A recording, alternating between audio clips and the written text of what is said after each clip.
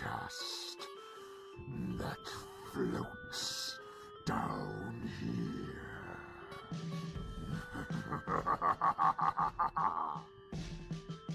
Hi, I'm Melissa, your Stephen King veteran. Hi, I'm Ben, the Stephen King and horror film fanboy. And hello, I'm Luke, your first-time Stephen King reader.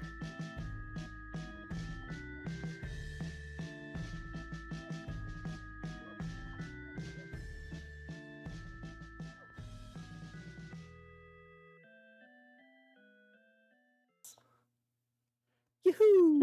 It's December, and you're here, and we're here, and we read the things, and we're on time. I'm calling that a 2021 miracle. Hi, everybody. We are here talking about The Institute by Stephen King, in case you didn't know, because we read his books. This was published on September 10th, 2019, right? Like, we're within like 2 years of publication. We've come a long way since Carrie. This book was 576 pages long, or 18 hours and 59 minutes.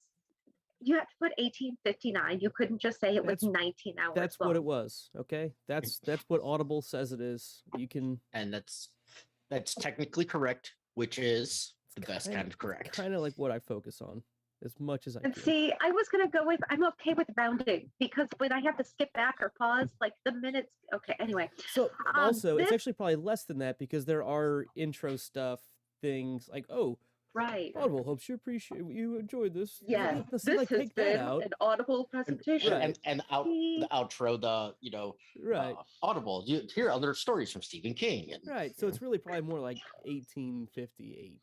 So Oh, I rounded up to 59. ooh. The dedication is for my grandsons, Ethan, Aiden, and Ryan. I like that it's dedicated to kids. Like, that feels very appropriate for the story. Definitely feels because appropriate. wasn't it dedicated to his kids? I know you believe can so. grab that quick. I think so. I believe, yeah. I think at least one of, if not. There's A definitely- lot of his books, yes.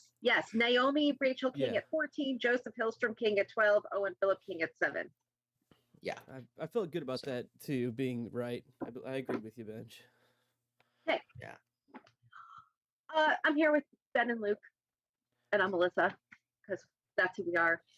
But you knew that, because you've been here. This is the 25th episode. I mean, well, No, it's not. it's Well, not. no, It's it's the 25th we book. had one 50-hour episode. Okay, it's actually probably longer than that. We spent well God, it longer felt than like that on- years. It probably was. That's a new speed run, like a new speed gaming run. I want to see if somebody speed run the first just our the, first the floats cover out of here. it. Yeah, I going don't through want it. to see that. I don't have time. Man, Okay, I'm going to read the back cover, which has become probably my favorite part of the episode. I've just read this amazing book by Stephen King. Let me see how well the back cover author does, because you know it's not Stephen King. I think he should write his own. They'd be better, but they wouldn't fit on a back cover. So, okay, I digress. Things will happen to you here. Some of them will be not so nice. In the middle of the night, intruders silently murder young Luke Ellis's parents and steal him away from his suburban Minneapolis home, an operation that takes less than 2 minutes. Luke will wake up in a faraway room that looks just like his own, except there's no window. And outside his door are several other doors, behind which are several other kids with very special abilities, and who arrived at wherever here is in the same way Luke did. They're all localized in the area known as front half, which is a good thing. No one ever returns from back half. Nevertheless, the incarcerated children are intended to serve, given that the staff is ruthlessly dedicated to extracting the force of their extra normal gifts. Cooperation is rewarded, and resistance means brutality. And as each new victim disappears to back half, Luke becomes increasingly desperate to somehow find a way out and get help, even though no one has ever escaped from the living hell known as the Institute. If you're new here, welcome. We kindly ask you to share us around and subscribe. If you've been here before, welcome back. So, Luke, I'm gonna like. I feel like I should defer to. Oh I was gonna say, if you're going to kids, I had a thought no, first that I was ties. gonna say Oh. Luke seems to have sort of a running like summary he tends to do. So I didn't know if you had a running summary that you wanted to do that we could tag into. Sorry.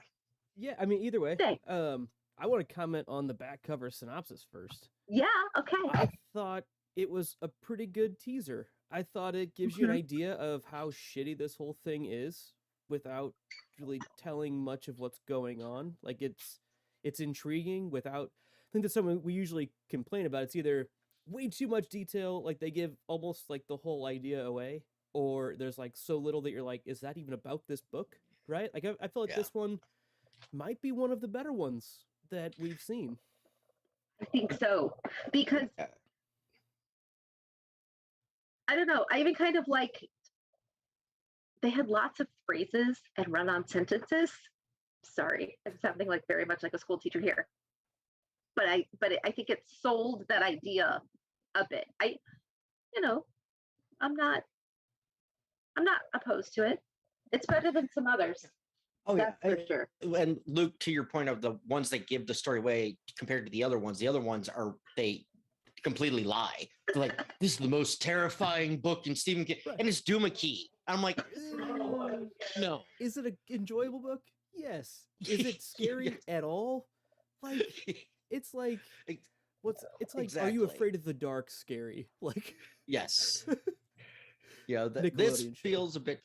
You Yeah. know, Oh, just qualifying for anyone that wouldn't know. goosebumps. Goosebumps. It's scary. it's No. Stephen King does R.L. Stein is what Exactly. Doom McKee was. Yeah. You know, Absolutely. he was one of his ghostwriters. yes. Bag of So Bones anyway. feels very similar to that. We didn't do that one, but Yeah. So Benji, I am going to defer to your note because my first note is Okay. similar to yours, and I'm going to Yeah, and I like where yours goes with it. first.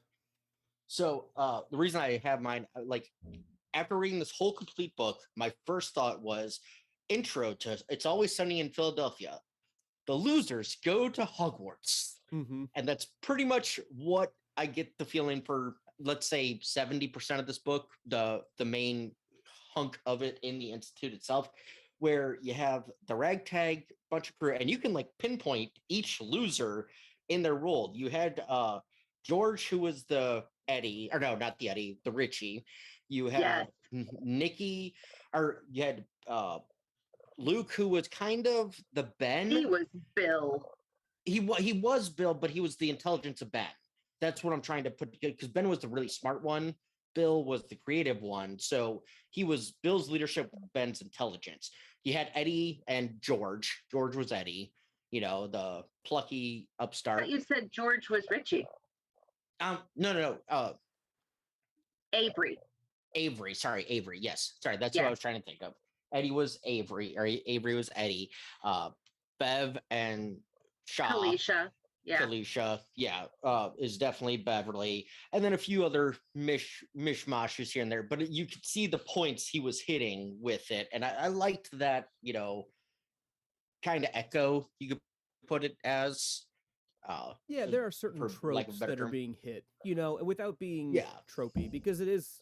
I don't know. I thought in general, the group of kids that we have in this incredibly unique experience, I thought it covered a wide variety of how people would emotionally deal with that, or intellectually Yes. deal with what they're going through. And I know we haven't really described of what's going on with these kids, but all these kids get abducted for having what we find out later to have a high. Did. It does briefly mention it there, but so all these Sorry, kids I'm really off today, kids. get abducted Continue. by some secret organization that no one knows about. All their parents get killed immediately, and yeah, they get taken because they have what's called a high BDNF score, which is something that's tested in every child when they're born. And great, so it could still happen to your children. Just get ready.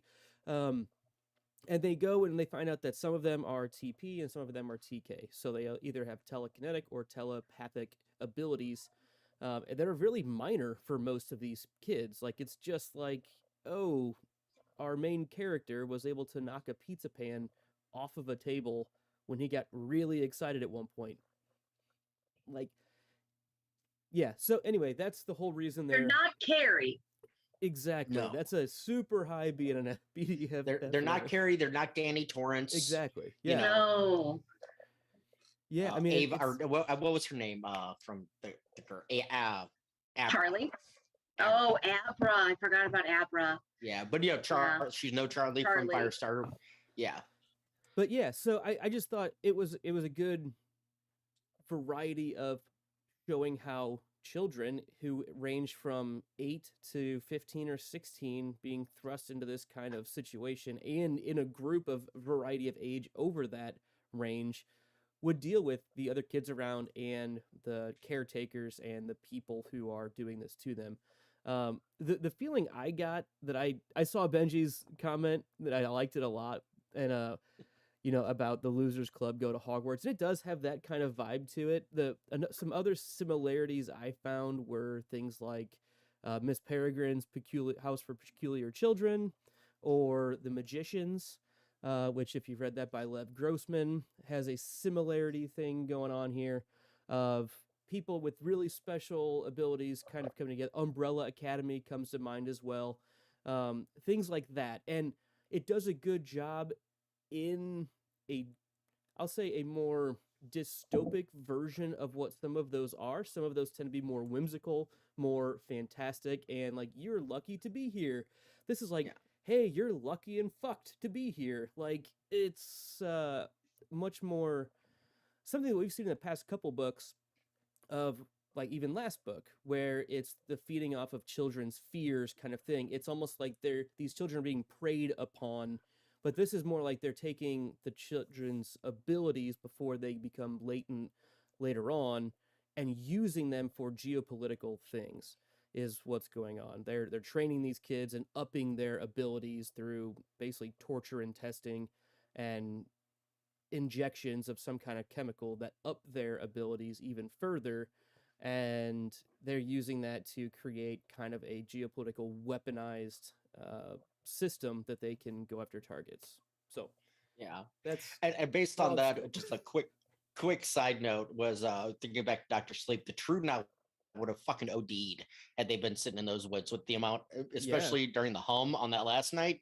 Oh, they would have, just gone sky high. Yeah, Dr. Sleep absolutely in that same idea for sure. Yeah.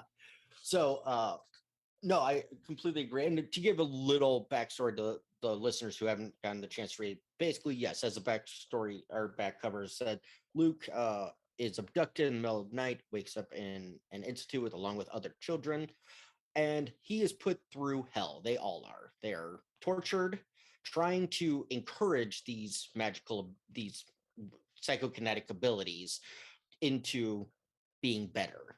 And the whole goal is to get them high enough to move them from front half, where they live in relative comfort apart from getting smacked around and everything, to back half. And nobody comes back from back half. But they're all promised that once you go back there, that you'll serve a couple weeks back there, and then you'll be sent home, and everyone's memories will be wiped, and you'll never remember the service that you've done for your country. Not one single kid is like, yeah, that's or there is like a single kid like early when Luke first gets there, that Shah is like, yeah, this one girl is kind of trying to convince herself that it's true. Was that Helen? I think no, it was Iris. It was Iris. Iris Yeah, was yeah. there, and it's just like, no one really thinks that anyone is going to be making it out of here just by the way they're all being treated, and they were right. So So we did get an interesting opening chapter, though. Not what I had expected. Melissa, I think you have a better note to start with. No, Okay. you can Okay. go. Okay, so Tim's a good dude.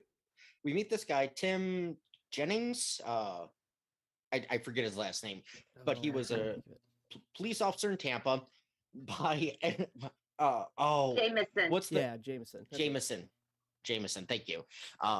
By a happenstance of just bad luck, just the wrong things happening at the wrong time, he loses his job as a police officer and decides, okay, I'm leaving Tampa, I'm going to go up to New York. He gets on a plane, and plane's overbooked. They need to make room for the air marshal. he works his way up to getting a couple $1,000 tickets, and he just decides to hitchhike it. He finds himself in town in Dupre in South Carolina, where he meets the sheriff and becomes the night knocker, basically a guy going around checking all the empty businesses, any empty buildings, make sure nobody's breaking in, that kind of stuff. And that's like the first 2 hours of this book. Okay, so I'm going to stop you there. Yes. Okay, because mine's like a mid comment, and then you can keep going. Gotcha. So I read this book like within a month of it coming out in 2019. This was right as we were finishing up it, and we were rolling into, okay, we're going to do like this book club. And I was like, oh, guys, I just read The Institute. It's amazing. We're not going to get there for years, but I love it. That's the only thing I remember, because we've read so many books, and I've gone back to school to, I don't know, for like the millionth time. So my brain is fried and all this stuff. Like 10 billion book years ago is what you're saying. I get that. Like Or only doctorate level two- books, right? So I am so beyond overloaded. Like yeah, okay.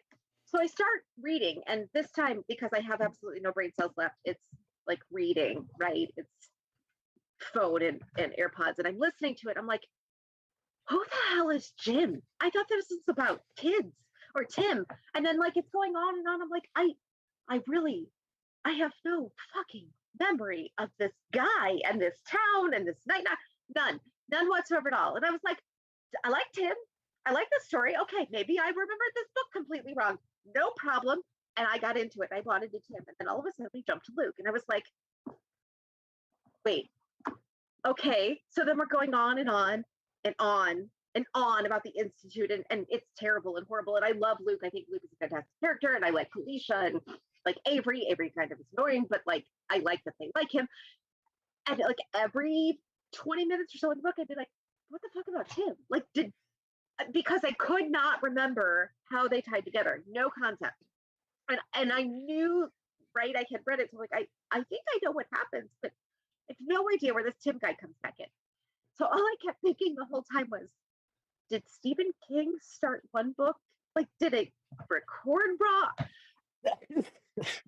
Like at first, I kind of thought that until I'm like so the very tired, last boys. sentence. Yeah, until the very last sentence of Tim's chapter, where he says, "But nothing compared to that night later that summer." And I'm like, okay, so we know we're gonna come back to him in about a month ish. You know, a month. or two. Right. You I know, mean, we're- like, I we're did gonna come that. back to- yeah. Just kept going. Oh yeah, no. Up until that point, though, I would say the same thing. I'm like, okay, did they do like the opening title and just do the wrong book? Because what the hell, you know? But Tim's a good dude. You know, even in the opening chapter, you realize he's just a good, solid guy who had some bad luck happen to him. But going along that same note, and to your point, Melissa, I like Luke too. I think he's a good, you know, character. He's a good co-host, but see, I had to do it. Now, anyway, but no. Trust me, listening to an he's- entire book where your I- name is the main, that does not happen. Oh, to me. trust me. It doesn't happen to me. I'm not. I didn't Oh, have fair. kids with my same name in my classroom like ever, Neither did I. and it was just I never like, had a Ben. man, I I never got used to it. Every time I was, "Ugh." But now I work for a company where there's 7 of us. So Ah, or too there many. had been at one point. But anyway, I liked how very early on in the very first section of Luke, they talk, he's a genius. This is why. He's smart, so he's going to sound smart. And he's honestly sound like throughout the book, his voice sounded like a smart 12-year-old. It didn't sound like a kid being written by a 30-year-old who's kind of intelligent. He was just a smart 12-year-old Like with young 12-year-old Danny Torrance. emotions. Wasn't he the one that we What- originally had problems with? Was young Danny Torrance? Danny was one of the first ones. I even think some of the kids from It were kind of at times, were- yeah. were a few times, but Danny, I think, was the first one where it was just like, oh, shut the hell up. You're 5. You were not thinking this way. Hmm. But Luke felt like a 12-year-old. He had the emotional capacity. He had the intelligence, but his emotional side, like with Kalisha and such, was a little off. But he realized that too. Like he was smart enough to realize it, but it's still the natural emotions he was going through. So I liked that about him. Avery, yeah, he was annoying, but he was supposed to be that lovable, annoying kid who I thought he was written well. I thought he was oh. justified really well because Yes. and Kalisha was the one that was saying, you know, when you grow up with that much TP, because he is just like so overpowered on his telepathy that he grew up understanding how everyone was thinking and feeling in their front of brain that he didn't have a chance to emotionally grow up himself correctly in the normal way. And so Yeah. it's going to put him a couple steps behind almost by fact of how powerful he is with this. And so, yeah, I mean, I think it was justified well. And I see that Melissa dropped off, but she'll be back, I'm sure. Yeah. I saw she started freezing up, but it's all good. And so I do have one nitpick because this book, as many of King's books are, is chock full of pop culture references and such. Mhm. And it's funny, what side politically I fall. I'm not getting into politics, but if you go to the Amazon reviews, everything below like the 4-star, the first thing is, why do you make so much fun? Why do you have to? I know your leftist views and this and this and this Oh, and this, 'Cause and like Trump was referenced 3 times in the like book. three times. That's like, shut up. Even And, though and even I'm like, 2 of them weren't really like anything I mean, specific. It was only no. one of them was like a negative Trump comment, but it was from a specific character.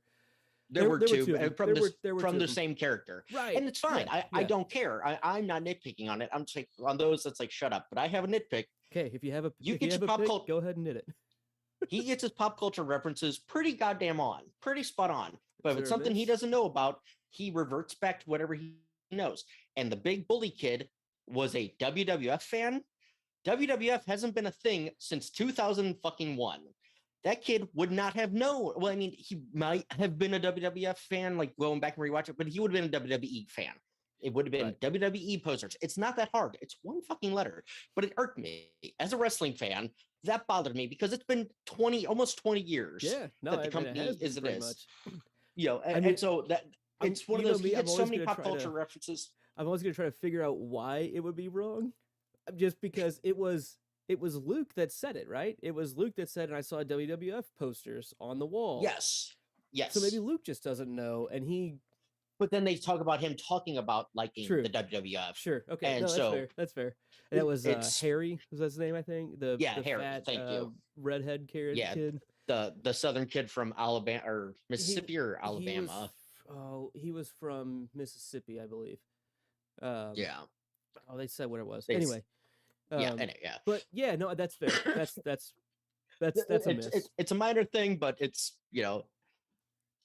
I give him crap for, if you're gonna get something right, get it right. And the thing is, he almost always does, except for certain things and shit that he doesn't care about, and it just, I don't know, just bothers me. I guess I'll anyway, let Melissa so- back into the call. We'll see. That might be nice.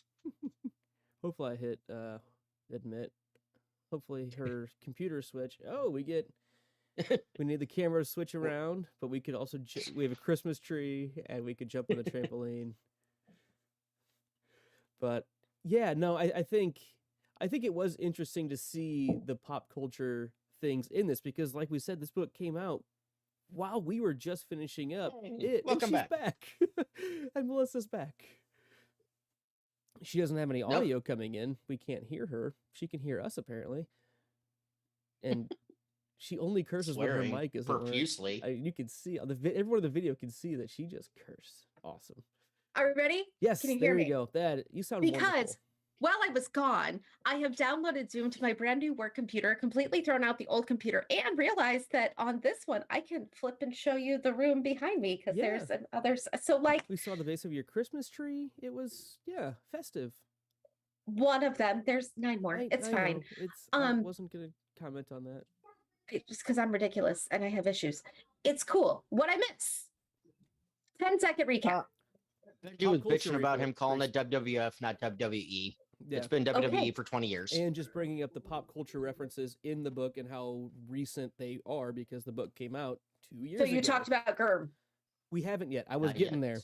But Cool. yeah, go ahead. No, go ahead and take it if you want. I mean, No, it's they're just- not mine. it's They're just- yours. well. I just didn't want to miss it. Yeah, I did just kind of write on the side here, it references Tyrion Lannister, and Tim in the first 2 hours of the Yeah. book he reads the whole Song of Ice and Fire series, and he's like, I really liked that Tyrion Lannister, and it was just cool. And like there were a bunch of those things. LeBron James is mentioned at one point, and that's where like I noticed, because you guys had both read Eminem, like read and watched the Losers Club stuff, the It stuff well ahead of time, right? I was the first time reader on that. Yeah. And it was from stuff that I grew up having it be a part of my growing up, at least the 80s stuff. But I was born after that was set, right? And so now it's kind of cool on these later books that it's okay, I was here for all of this, and I know, like I have personal touches on my own experience with those. And I think back to like the younger Losers Club stuff back in the 50s, right?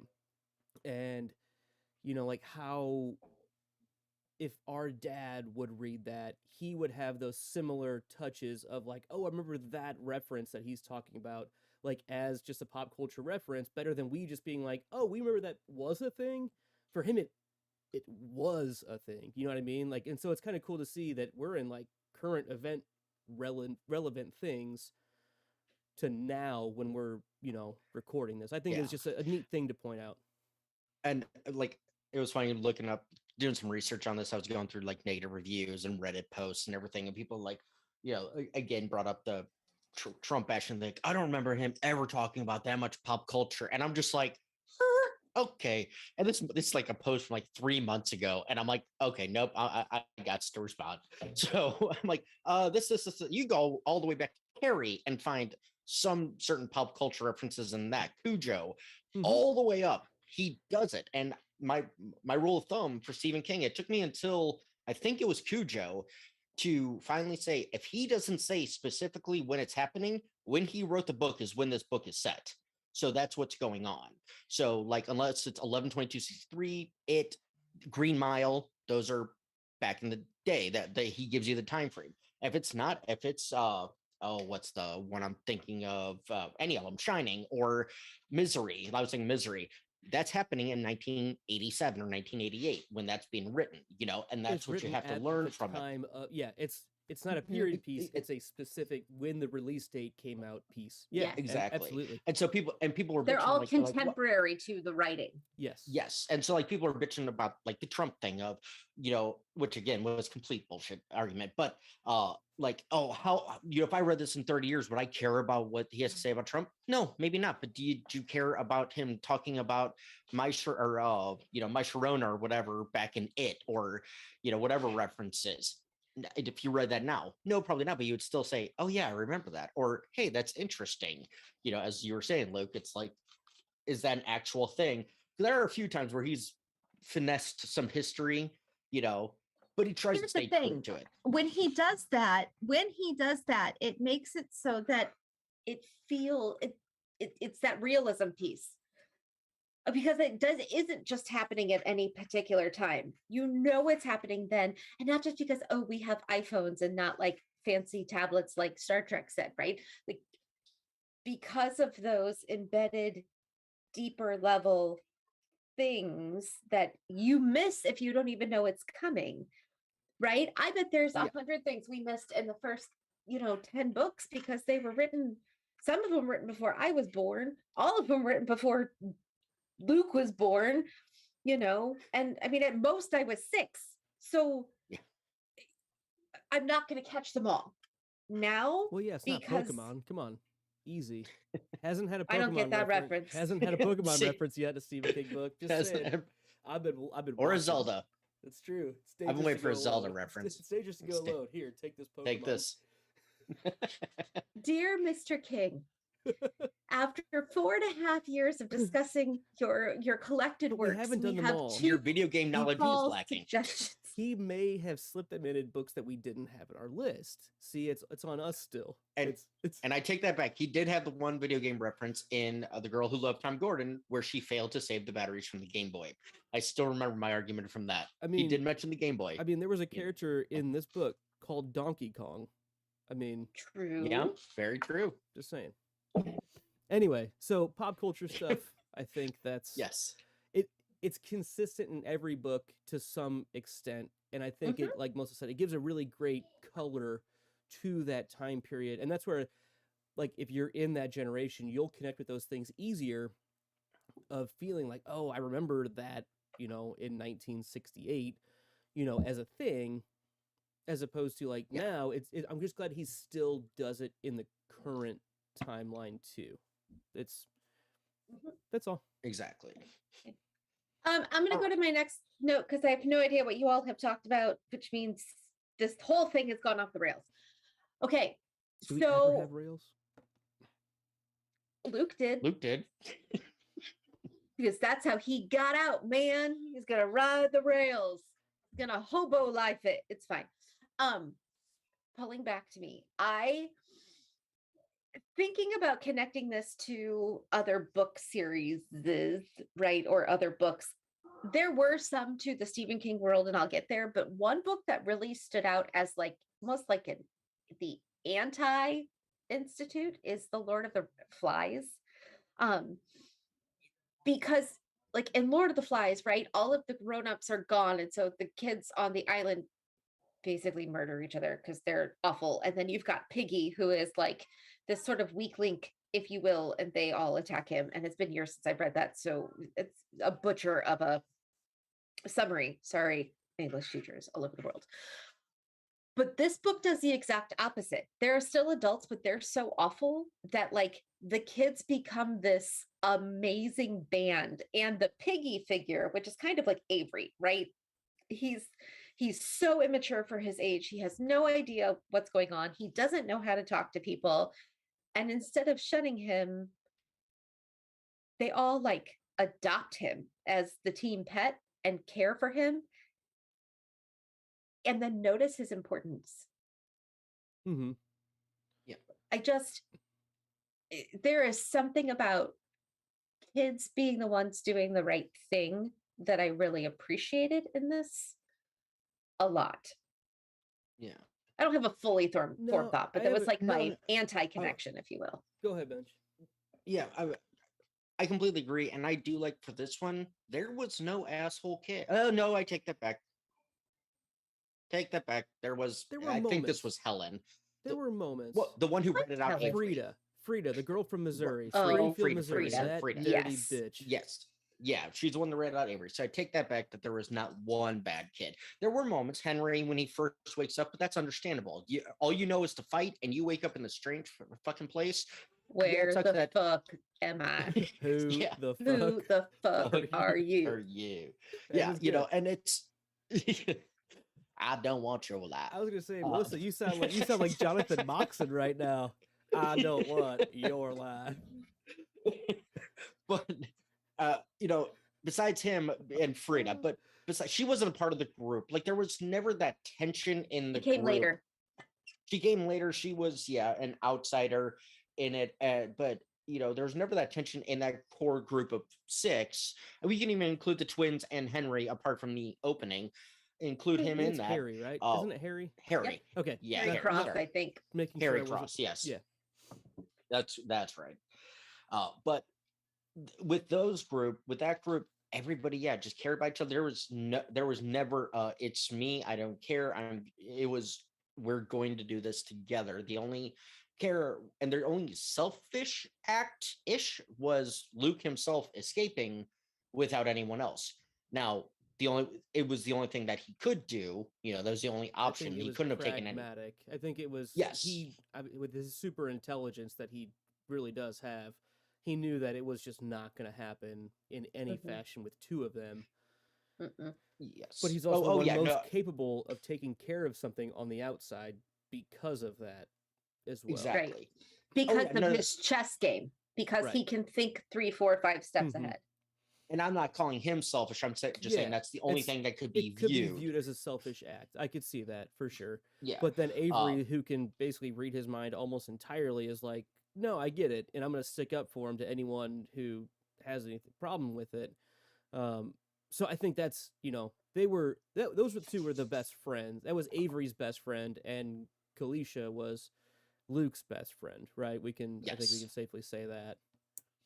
Yes. Mhm. But my question for you, Melissa, on the point you had about Avery, Mhm. of everyone kind of bringing him in, right? And he's emotionally underdeveloped, and we kind of mentioned that earlier. He is 10 years old when most of their kids are kind of 12 to 15 in that group, but he has like the emotional range of about a 6-year-old, they were saying. Like even the kids were like, Yeah. man, he is not nearly where it seems like he should be. And we talked about that Mhm. part already, but do you think if he wasn't the most powerful TP there, if he would have as easily fit into the group as he did? Like, do you think he would have been shunned away or still brought in like he was if he wasn't so much more powerful than the rest of them in his TP ability? So I maybe have two answers. The first one is if he didn't have such over the top TP abilities, he would be more mature. Agreed. It was because of he didn't need to grow up because he could just read through. So like, it's hard to say, right? Because he wouldn't be as Avery as he with is. that baseline going into the real answer. Okay. The real answer is I do think they would, because at this point it's less about him being powerful and more about him being weak in that moment. And I think that's how it started. I think they realized he was powerful, but not that power meant shit for them. It wasn't going to be a difference maker for them as a group necessarily. Yeah. Kalisha decided to protect Avery because Avery was weak and immature. And this is a dangerous place. And if anybody's going to get hurt, it's not Avery because he's stronger. It's Avery because he's little and the most innocent, and we need to protect that. So I really think they do. I don't know if it would have gotten as, like, Luke and Avery probably would have been as close, but I don't know if everyone else would have made that connection with him when he got to back half. Sure. If it weren't for the fact that it was more for the plot driving thing later on. But the initial, I'll say, that first half that we have in the front of house, I don't know if it mattered a whole lot, but I think that's a really really well said the way you put it, for sure. I do want to point out one character that I think was really important too was Nikki. Nick, can't think of his last name, but he was the kid that was basically fighting all the caretakers, like avidly, not giving in. The kid who always was fighting. He's not giving in to any of Wilhelm. Nicky Wilhelm, and I think he was a very important character as well that might be underlooked because he's the one that kind of forces our main group, if you will, to realize fighting's not worthless. Like in this case, they're afraid of our power. Like they're afraid of us, and he gives them some kind of motivation, at least in Luke's head, that opens the door to being okay with pushing back. I'm going to give you a phrase that I'm thinking of for that. Are you ready? Nikki reminds them that it's okay to challenge the status quo. Yes. Nikki reminds them that just because that we're kids and just because like we're used to, deferring to adults does not make this okay. It's not okay. And it's okay to keep saying, this is not okay. However, you have to. Yeah. And I think Luke internalizes that when he even calls himself out after Nikki gets brought back and it's the rest of them without him. And he basically says, I can't just be Luke who follows all the rules anymore. I can't because that's always done so well for him, right? He just get by. Right. He's so talented. Just don't get in trouble and screw up what you have going on. We're way past that being an option right now. Like it's time to start fighting back. And that's why I think he is, a catalyst for Luke to be able to do what he ends up doing, And I think that's a character that might be forgotten about in a one episode discussion of a 18-hour book. Can we, I have no idea if we've talked about everything, and I have other things I have to talk about, which is amazing. Maureen, the housekeeper, really like the informant turned grown-up ally to Luke. She's interesting. Complicated. I don't really care so much about the whole backstory about the money and the husband and the baby she gave away. I don't really care about that. To me, the interesting part of her, and you're welcome to tell me I'm wrong, because I probably am. The interesting part about her is the fact that she was used by the military as the good cop without being a cop, right? And then she was able to parlay that into a role with these kids. She does a really good job of showing that, and I think I'm stealing one of your lines at some point, how the adults have like they've blocked out the fact that these are just kids and not evil bad guys still. but then something happens and it's like the light bulb comes back on for her. I really liked that for her. And I'm not even sad that she died, because you know me, I'm always a big fan of a big body count. Hers was like a not in vain death. Worthwhile. Benji, you've been muted for a while, just so you know. If you've been chiming in, we did not hear it. Just chiming in now, and so Okay. no, that's fine. So that goes into a question I'd come up with. It was my least question, so I'm going to kind of cover it here. I threw it in last minute. So, as brave and noble in the end as Marine was, besides the obvious fact of a plot getting in the way, why didn't she just go to the authorities to help out when she had this change of conscience, when she, decided, oh, I need to help this one young boy? Why not say she has the knowledge, she has the USB? Why did she only make one USB? Why didn't she make 100 USBs? And granted, fine, she doesn't have the technical knowledge, but why not, make 100 copies of it, send it out all over the place, and get some eyes on the product? And I understand the counterpoints to it, and I'll let you guys throw them out there because I won't take that away. But it's like a little, it was enough, but too late. No, it wasn't too little, too late. It was enough at the right time, but it's like you could have done more way earlier. You decided to do this because you have cancer. You were dying anyway. So selfishly, you lived your whole life either abusing war criminals, let's say that, or helping the abuse of war criminals, to helping the abuse of children.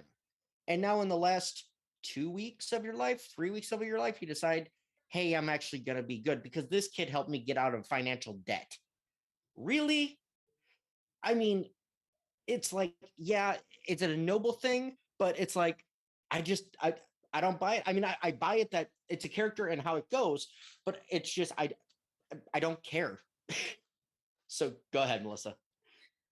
Typically, when you start talking like that about a character, I really have to bite my tongue. Mhm. However, you're not wrong. Like, I Like, was thinking the same thing. I was like, man, she was so nice, but yeah, when you boil it down, kind of a selfish bitch for the rest of her life. Like, not incredibly, not like the others, but like could have done something else. Like, there were I mean, other and options. okay, And so she didn't then even stand up to torture. Like, she didn't sit to stand up to torture to help, to buy some more time. She just offed herself. Just take the yeah, easy that way out. kind of understood. I mean, I do too, but you know what? You can distract them for a bit longer. That's You true. know, give buy them Play some the more time. game. Play the game. Get dunked in the tank for an hour. Fucking give him a little bit of extra time to get away. Get him I to more guess. distance. But Yeah, I but don't no, know. you just I kill yourself. And now overall- Avery did kind of overall screw agree that with up you. after that. I do overall agree with you on it being maybe a little too late. Like, there were other things you could have done to be more impactful. So I will say, when you were talking, I was listening, which is maybe a first, but I was listening. And then my brain stopped because I went down a path after a sentence you said, which was, how come you hadn't made 100 flash drives? And I I went, had the hold sa- on, wait. Yeah. Maureen would never have done that because she's a blind believer. But what about some of those other assholes who work there? You're telling me Zeke doesn't have like a drawer full of shit on somebody somewhere? Or what's her face? Is it Gladys, the smiley lady? Like, Yeah. Yeah. you know what I mean? Like, those kinds of sons of bitches are the people out there who've got the drawer full. Okay, just got off my 4-month shift. Here's all the shit I did.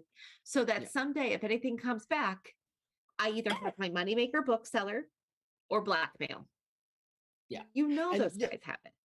Oh yeah, absolutely. And one of the counter arguments I had heard was, oh, Maureen didn't know how deep state this went and who would believe her and this and that. Bullshit. Bullshit. They all Exactly. did. They all knew. did. Because it's the onboarding program. Miss No, let Benji finish. I want to hear where he's No, taking what it. I was saying is like why she, like the argument I thought one of you might have taken, why she didn't go to the authorities, like the outer part No, you beforehand, go to- you because go she to doesn't know. fucking New York Times. You go, Exactly. Go to Rolling the Stone. Rolling you Stone. go to 15 different places. Yeah, Well, that's he did yeah. Firestar. That's right. Yeah. Uh, You go to 15 but- different outlets. that my- would have been a cool callback had something like that for Rolling Stone. That's just a saying. good Anyway. point. Yeah. No, I forgot Yeah. about that. That's funny.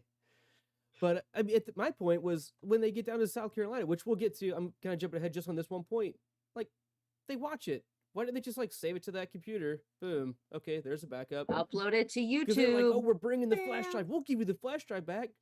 Okay. Well, I mean, instantly.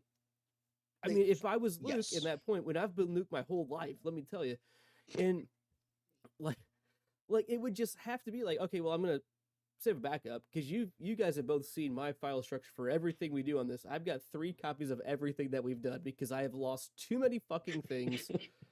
Like, it doesn't matter if I need it ever. I have a backup for Yep. every episode that we've done, except for the ones that like critically failed. I just naturally would. Like, not even, especially for something like that. If I'm Luke in that terrorized situation, be like, hey, can you just save this to your desktop real quick, just a copy of it, and then just so we How have about both. it's 2019? You fucking load that shit onto Google Drive. I'm just saying, like, no matter what, yeah, that's fair too. But Yeah. you also want it somewhere that's not cloud based, so a hard copy on a C drive somewhere. Fine. That's all I'm saying. Like, just me. Yeah. That's when that didn't happen. I was like, all right, come on, Exactly. come on. Yeah. Anyway, Okay. that was No, agreed. I rabbit holed with that same comment, Melissa, is what I'm saying. It's so nice. Welcome. You like my rabbit hole. Okay, can we go to South Carolina? Yes. So Yes. Luke gets under the fence, goes on his Huck Finn journey down the river and through the woods to grandmother's house, and then jumps on a train. First, he makes it. I want to talk about Virginia. You know, I believe it was Richmond? Virginia, Yeah, he's in where Richmond. we're in Richmond, where he gets the guy, the stowaway. You know, a stowaway Hey, outlaw. or whatever. Hey, outlaw. Outlaw. Oh, that's it. Hey, outlaw. That guy, unnamed character. That was he finds him- Wilmington. Was that Wilmington? Was that Delaware? Okay. Wilmington, North Carolina, Oh, okay. What am I thinking? right before Okay. they got to Dupre. Gotcha. Okay, fair enough. I wasn't sure. I was thinking it was Virginia, but North Carolina makes sense as well. But I liked that character because he's just like, it took me 4 times running away before I got out. And it's like just a guy who knew it, who kind of got it, you know, kind of thing. And so I just wanted to talk about that. But yeah, he basically almost kills himself with dehydration and starvation over a 1.5 day long trip, which boxcars can get hot. So the dehydration part I can get. Starvation, just uncomfortable. After Well- a 1.5 days, it's I'm like, he'd been planning this. Couldn't just for at least a leave day. some like carbo apples load. in your pocket or something. You've got thousands of tokens from playing the good boy. You couldn't have like thrown a couple of juice boxes with you. I thought mean, that like, was I pretty get- ill planned too. Like, Yeah. Okay. have a couple things, just like some Like, beef you're jerky, the which are gonna smart stay. kid. Like, simple things, not like some bananas that'll go bad in a 1.5 days. Like, whatever. Like, get some beef jerky, Granola bars. right? Like, Bring some smokes. That kills your appetite. or trade them with the guy at the train depot. Yeah, you know. But No, but Great. yeah, seriously, we I- have him in a prison flick. I had this- I got some smokes. You It want to kind of trade? was like a kid prison flick to some extent. There were definitely Well, some okay, true. That's similarities. true. Oh, Dupre. I really liked the sheriff Yeah, yes, a lot. he was the boy who got it. Yep, he was a man who got it. Like just everything from the first interaction with Tim, Mhm. just Uh-huh, getting uh-huh. it, you know, yeah, to him his first interaction with Luke. He bought it. I mean, he was like, okay, yep, all right, you know, and it was just on it. And the only thing he kind of hesitated on was the people. You know, when they first walked in, the Right. assault group that came in, he kind of hesitated. Even when Luke was like, she's the one, he was like, hold on, instead of taking that stance. And I think it was just that we have to still, you know, he believes Luke 90% of the way. It's just that 10% left where it's like, okay, let's hash this out. And that was to his detriment, unfortunately. It was, but it's Yeah. realistic. Like he Yes. just walked into this like 15 minutes before they showed up. I mean, it's still like, Right. he watched the video. Luke said something about your mom was talking about getting new barrettes for her hair, and he's like, "Well, okay, all right. How'd you know that?" Like, but other than that, it's like 4 minutes later, the 3 minivans instead of the black vehicles show up. I thought that was a good change too. Yeah. But I gotta believe that there's a reasonable doubt in his mind. It's still super fresh. I mean, Right. and yeah, wouldn't you still want to like not just start shooting the people that just showed up in your town? Like to some extent, like that would be a bad sheriff move if that was just like what you did. Just saying. Oh, new people. Bang. Pow. Hi. Welcome. And so those, and by the way, those new people were the Ruby and Opal teams. They were the Mhm. Snatcher Who clans, became a combined the Golden Team is what yeah, they called them. along with what's her name? Julia Gibness? No, Gibney, or- Mrs. Sigsby. Sigsby. Sigsby. You yeah, people Julia with the names Sigsby. tonight. Well, There were a lot of names in this book. I also- meant to write them down on the side. Like I also And- just finished listening to it 3 minutes before we started recording, so it might and be the fresh. wiki of Stephen King is very lacking on this book. I'm not gonna lie. Other books very detailed. This one 'Cause very it's lacking. new-ish. Yeah. so Yep, you're I'm saying just we saying. need to go in with our transcripts of our podcast and populate no, just have it auto text to or speech to text and just fill up the So, but- Wikipedia. So she got a crew together and went down, and they figured out where they were. And Luke, I thought you had a note on Yeah, that fact. I do. So Luke, like we talked about, escapes, gets all the way down to Dupre, South Carolina, from Maine, forests of Maine, and like that's a hell of a trip right there. And I thought it was a bit insane how the Institute's ability to track Luke down to Dupre, like Yeah. it was a bit too easy, I thought. Like they basically had him tracked down within 6 hours and were able to get down to where he was with it because they have their own private jets and shit. Like I get that, but like once they find out that he goes, and this is due to that dirty bitch Frida, that he goes to the train depot and jumps on a train, it's just a little too convenient that they have a person at every single stop along that train line. Like that was a bit much to me because Luke's worried about, oh, these uncles that I have, and Mhm. I could understand like at the major depots, sure, like they're gonna have people in place, but somewhere like this, it was a bit rich for me, a bit unbelievable to me. So, Yes, and they spent 3/4 of the book talking about how much they don't have incoming resources because they have to be such a closed unit. It is a closed unit. We can't bring in new people. We can't bring in new doctors. We can't bring in the HVAC guy because then they're going to know that we're, Mhm. Have these hostages, but we don't call them hostages. Okay, slaves with jobs, whatever it is. conscripts. Sure. Like, they spent the entire book convincing us that this is, Like, I'm sure they super even locked produce their own down. electricity because they don't want anybody. But all of a sudden, they've got Come this on. network of thousands. So Before we okay, jump on anything else, real quick, I want to point out, you remember Yeah. Stackhouse, like the head of safety Yeah. of the whole place? I'm gonna Is it use wrong that this. I'm gonna use this acronym. It's called HVAC. Do you guys know what that is? The fact Yes. that this super high building official level security system manager for this entire elite thing doesn't know what the fuck HVAC means, and maybe that's just the building designer in me. Like, had you guys heard of that term beforehand at all? Uh, Oh Like, my God, for decades. yeah, I mean, Like, yes. come on, that's why I was like, I had to check myself. Okay, so I will No. tell you, I don't know what I- you're referencing in the book, but I've known what HVAC is since I worked in hotels. Good. So what he's referencing is When they're talking he about was making the talking- chlorine gas, and Yes. that was Gladys, or maybe not. Gladys. And yes. she's like, yeah, we can just take Okay, it to the input supply vent of the HVAC. And he's like, Got it. HVAC? And she's like, yeah, heating, ventilation, and air conditioning. How the fuck don't you know that? Like, how don't Yeah, you know I- that? At least an I think idea that was of- King's like I Oh, I- it was, yes. it was to me, it was like, I had to check myself to see if you guys caught it. No, or to me, yeah, oh no, I caught it and I I had have the a lot same of thought, but at the peeves, same time, but on that one, as many times as you guys tell them, it was King dumbing down for the reader Yes. like dumbing down for the 13-year-old that might be reading this book that would have never heard the term HVAC except for There's a commercials and better stuff. way to do it. Yeah, She like could have just one said, of the "Yeah, I can put it kids- in the heating and cooling system," and he's like, "Oh yeah, attach or it to in the the HVAC," and then vents. like, I'll just put it in the vents. Yes. Like, I don't know. It was just like the person saying it was Oh. somebody I respected a lot as being like an intelligent person, you know, Stackhouse. Like I know, I liked him. He was my favorite Actually- of the bad guys.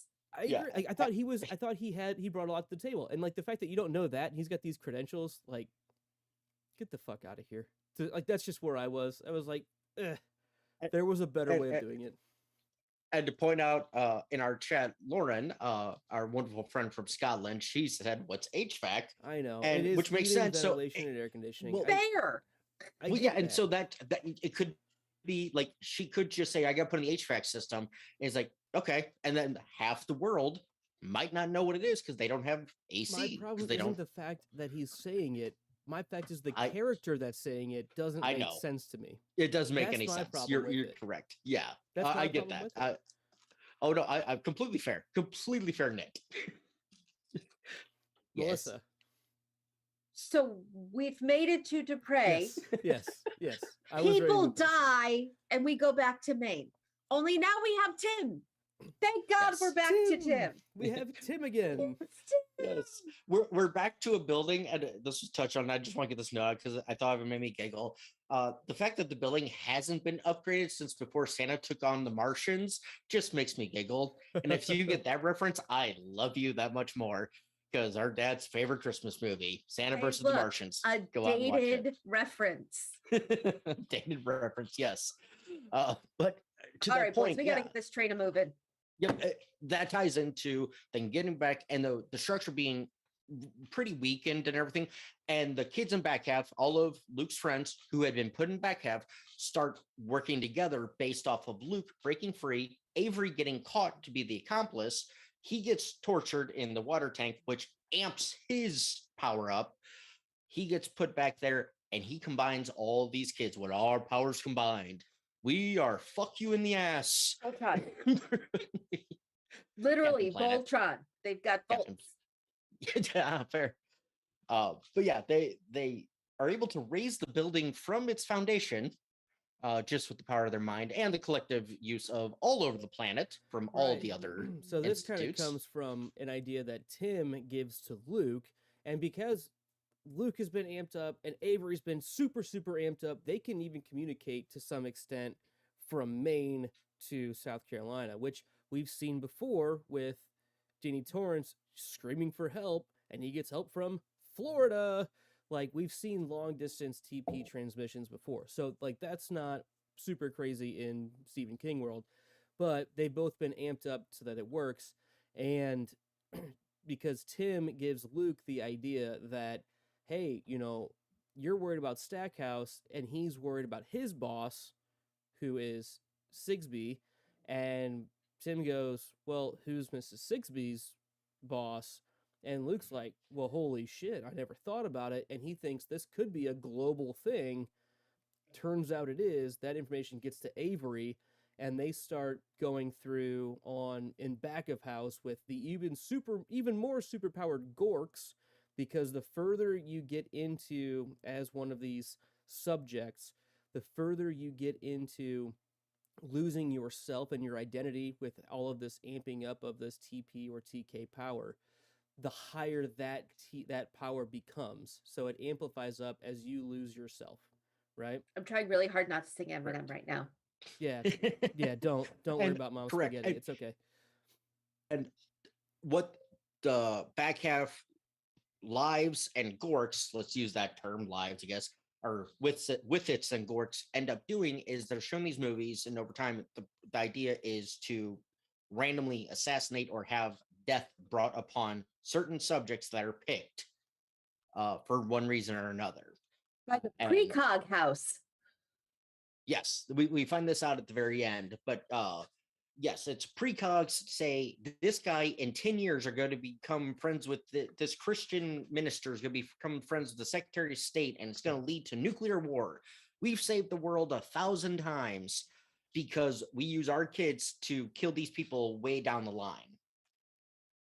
And Luke brings up, that's statistics, and statistics don't really work that way, or what, I don't know if it's statistics or if that's the right. It's the Bernoulli principle of like the further away you get in time, the less the statistic matters. If it's close at hand, then yeah, it probably makes sense for this predictive technology thing that they're talking about. But yeah, in general, it's just the further out it gets, the less reliable it is.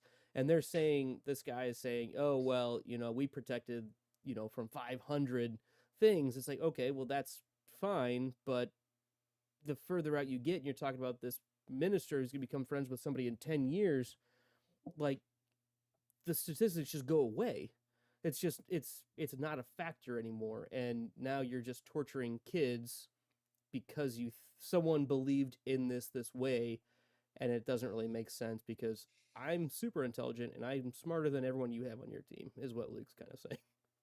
Yeah. No, agreed. And hey, look at this. An actually well-rounded ending. It worked. There was I had no problems with this ending. It actually fit the story, fit the narrative. Everything kind of ended on a bitterly sweet note, I guess you could put it that way. Lives were lost, lives were saved, people escaped. Yeah. Even bad guys got away, which is... But even the good guys didn't have a happy ending because they still have to go back to their wrecked lives. Yeah. Yes. That's fair.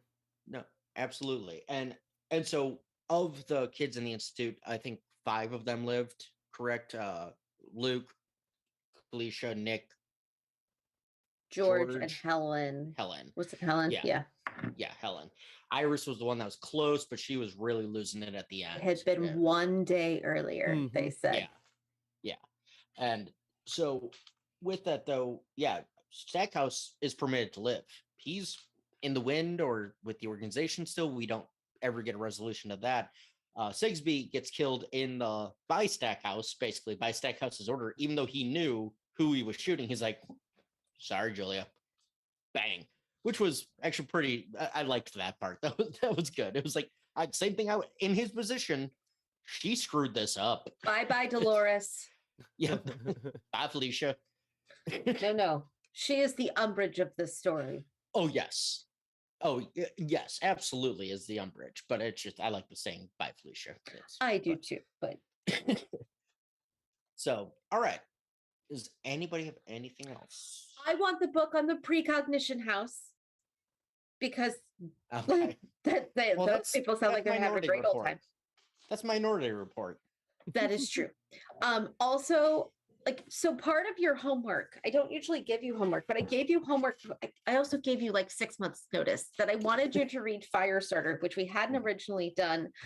And as a distant ancestor to the Institute. And I believe you both did. Mm-hmm. Not that we're doing a big book on that.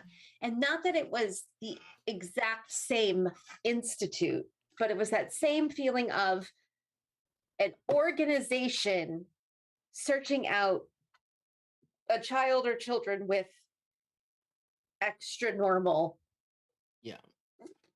Whatever. So my one question was, did you see the connection or was I way off the mark there? I absolutely saw the connection and I was glad you did have us read that. Now, I read the first half of it in June on our drive down to Florida. I did not like the first half of it. On my drive, I just didn't enjoy it. Couldn't stand it. I put it down screw this. I'm not going back to it.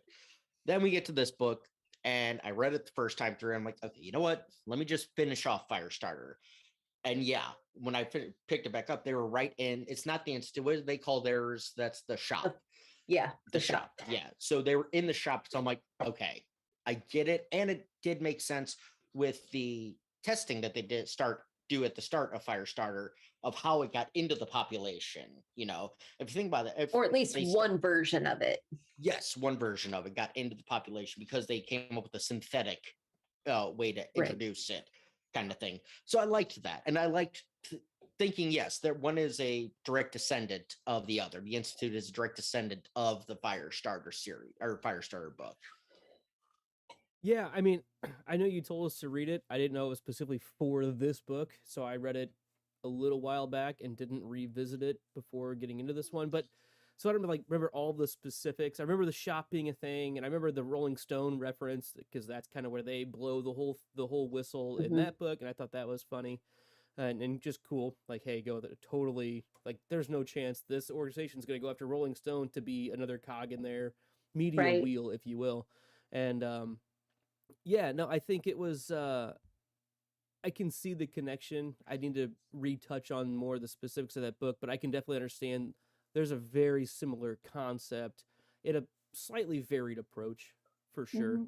Mhm. Especially with what the abilities are.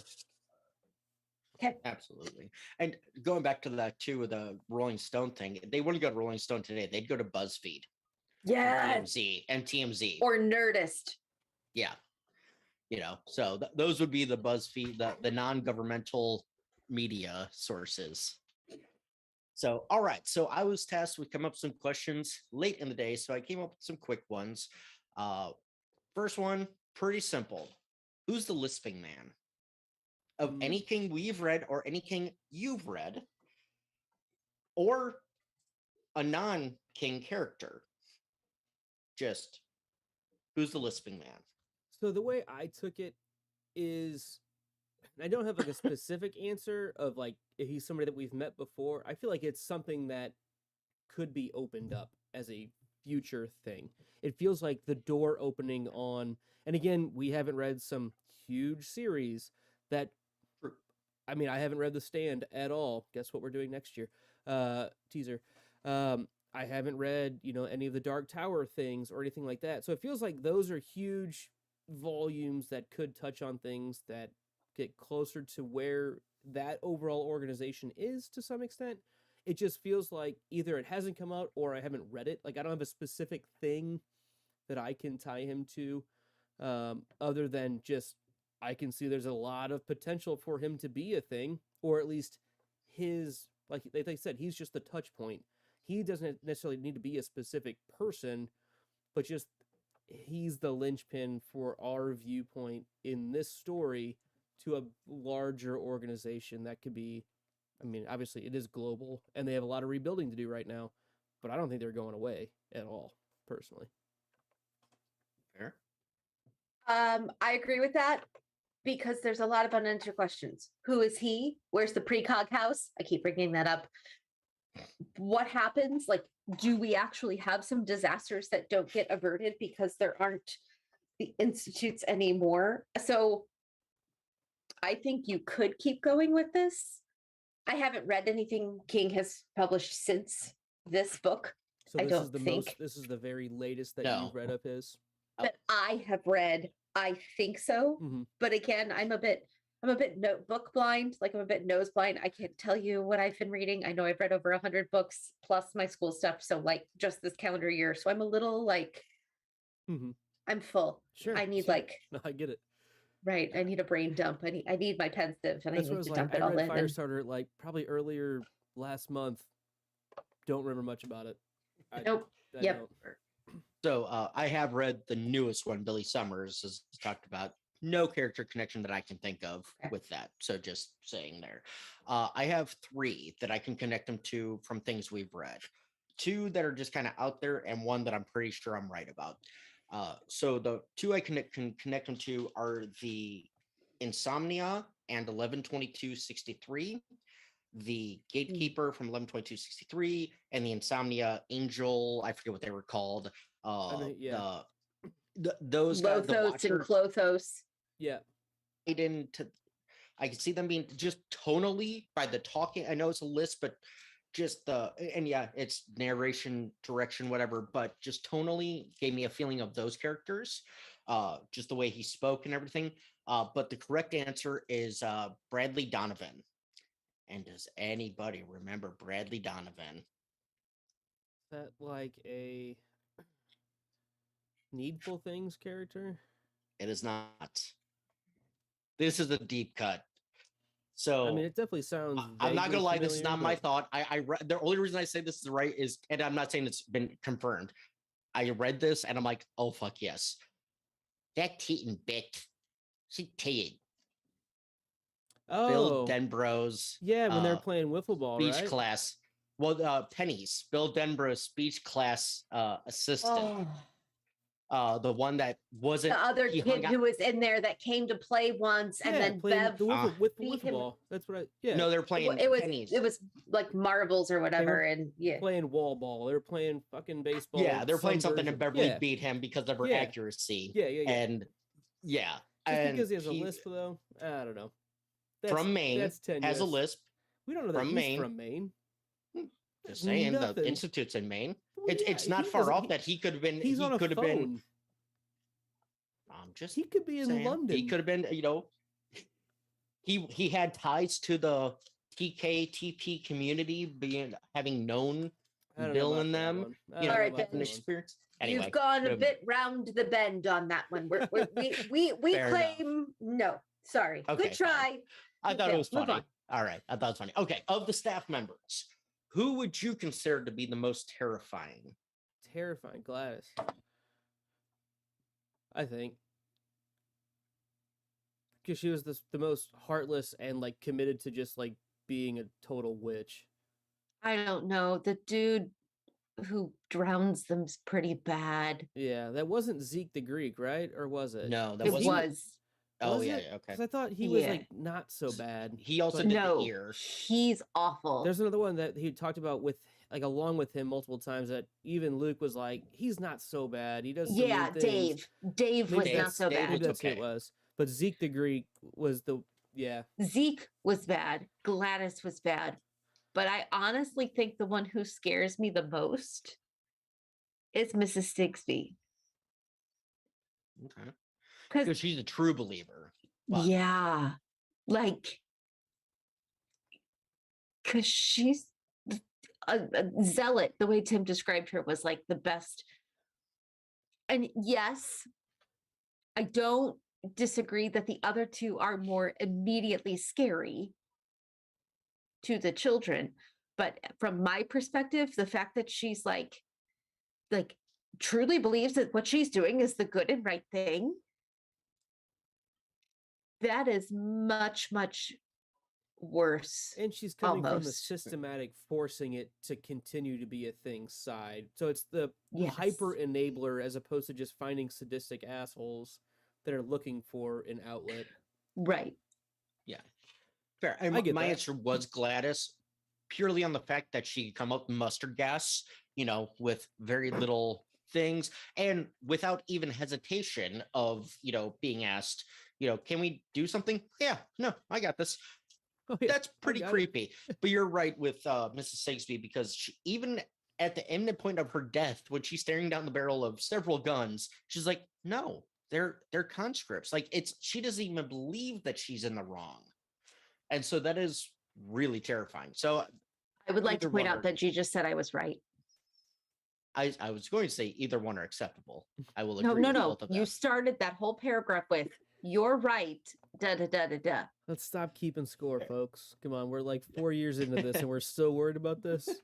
Well, listen, it's more fun you this went way. often. I know. We get it. All right. So last question.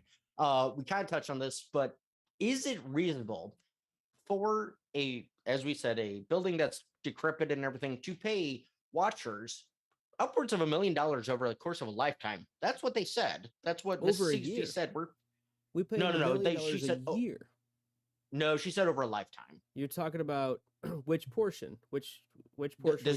Sigsby is talking about, they have all these watchers that we pay them over $1 million We out pay for the them- life for we over pay their them lifetime. up to $1 million a year to all of them collectively is what she was saying to Stackhouse. Make them Okay. earn that money Okay. because okay, it's the okay. whole. It's all of the scouting groups. It's all of these uncles, if you will. It's all Yes. of these connection pieces, right? That's I think that's the comment that she made. So what I'm hearing is the fiscal budget has a line item of around $1 million each year that gets paid out to these To people thousands of uncles. And external, Just sit around external just in things. case. Yeah, just in Right, case. right. Is that reasonable to have? That's all. Is that a reasonable line item budget? Let's be honest, it fucking worked.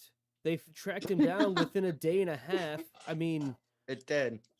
if that's their number one thing, is that's hyper security, and those people aren't asking questions because, hey, we're getting paid X amount of dollars, that's a cut of $1 million a year. Like, I look at the line budget item on their major, revenue scale What's the budget as too? being the $1 million line item.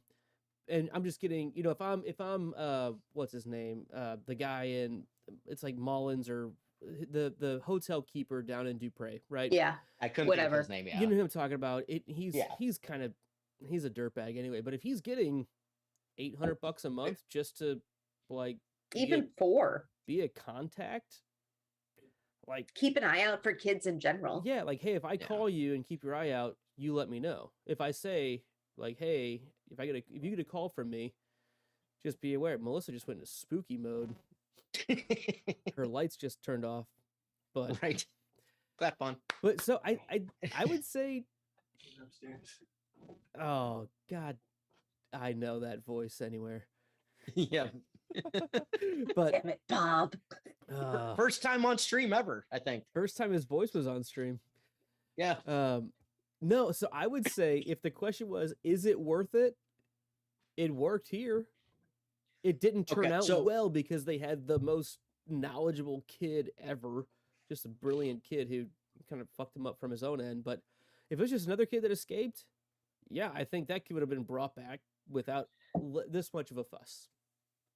Fair. And again, I guess the question was my misinterpretation of what they had said, because the way I read it was spending over $1 million over the lifetime of the Watcher. Basically, we pay them all this money forever, or for as long as we have them, upwards of that. So I was thinking to be a lot larger of a budget they were Oh, sure. spending on that. So that's where. So yeah, for if they're spending, because let's figure And that's- they need somebody that's every major globally. depot. I mean, that's Yeah, $100 a month. For $100 a month, yeah, sure, fine. You tell them what to do, cool. I'll give you an extra, kick you $100. Okay, so yeah, it's justifiable. I think so.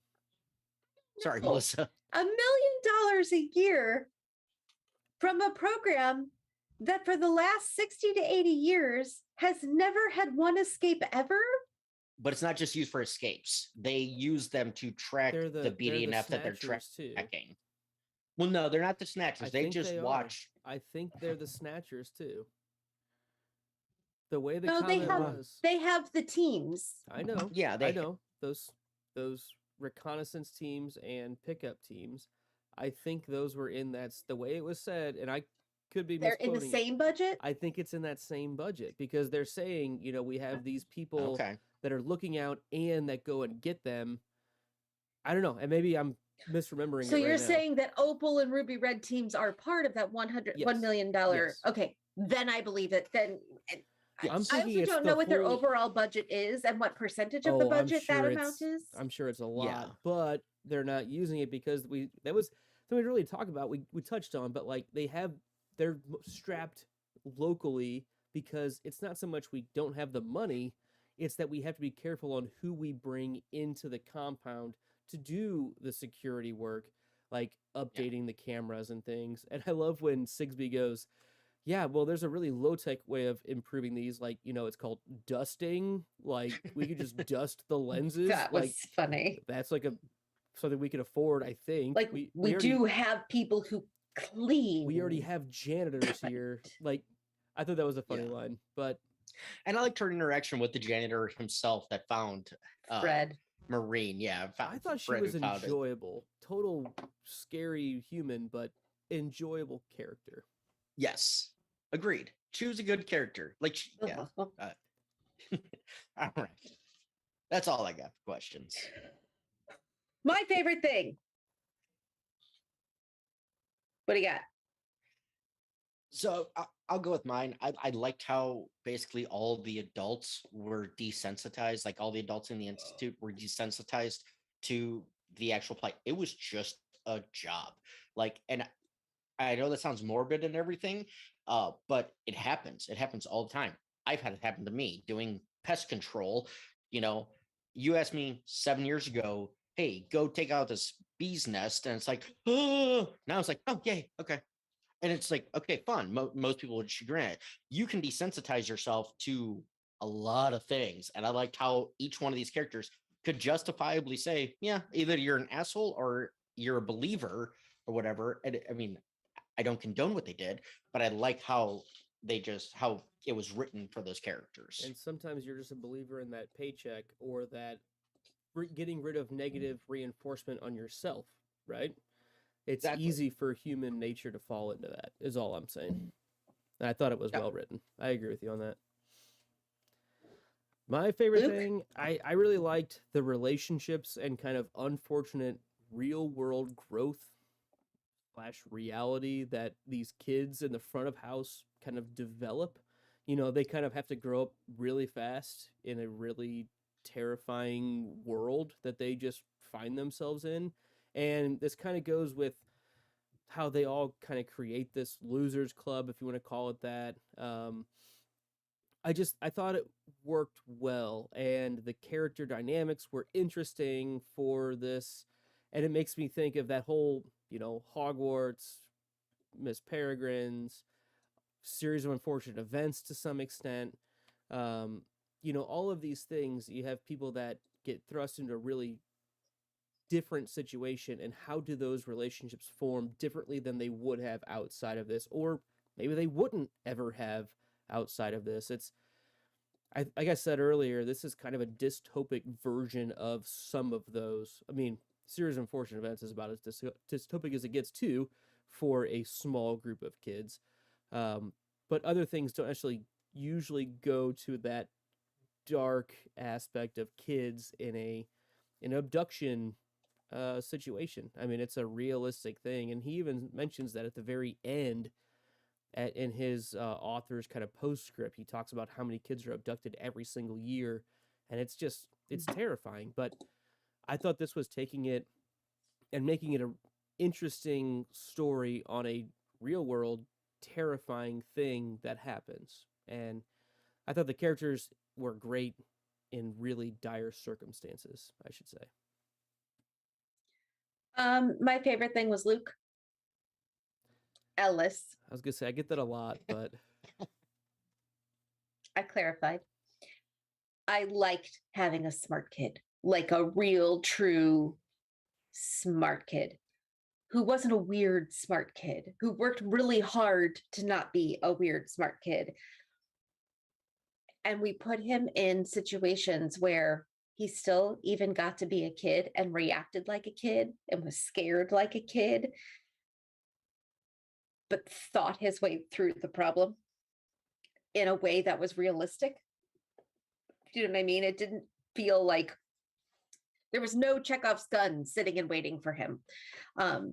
He really did think through the problem in a way that most people would not have been able to see, which I like. This book makes me very sad. It's one of the sadder ones for me because there's a couple of lines that have really stuck with me. It was like the fact that I think it was Tim, you know, towards the end of the book, he's like, they took this kid and it was like the most uninteresting part about him that they cared about. Right? Mhm. Like, Yeah. That's not even the important part of who Luke was. And then there was a line a little bit earlier in the book, and it was, I don't know what had happened, but you know, it's Luke's thoughts, and it was, you know, back in June, that would have really upset me. But it was July now, and he was much older. You don't want kids to have to grow up that quick. And that kind of thing. Like that just gets, I have a heart down here. I do. I try really hard not to it's show somewhere in it. there. It's somewhere in there. And that's how I've you heard get about it. I've heard about it. Mhm, mhm. So, Melissa, can you do me a favor since I know you have the book handy? Can you go to the last page The last page of the actual story, of the actual story? there's The an last author's pa- note. Yeah, last page of the actual story. I Yeah. just want the last line read. Better to save some for later. Okay, a little bit before that, maybe the last 3 lines. Sometimes a hug was telepathy. No, that's what do you think, Avester? Will it help? It's when he's got the box of crumpled cigarette box that Kalisha had given him. Is that what I'm you're basically talking about? talking about Tim's thought at like the very last bit.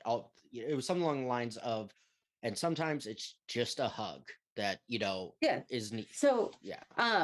Tim almost let him go, but then changed his mind. He caught up with Luke and took him by the shoulder. When the boy turned, Tim hugged him. He had hugged Nikki. Hell, he had hugged them all, sometimes after they awoke from bad dreams.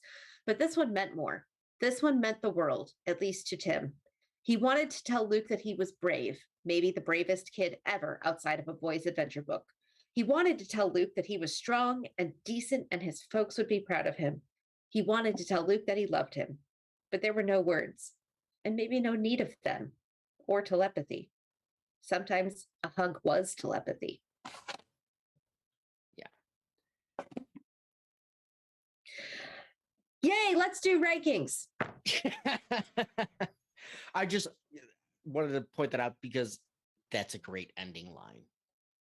Very Yes. rarely do we get that. Except there's like a page and a half after that. But yes, I didn't get, but in the audiobook, it didn't go into that.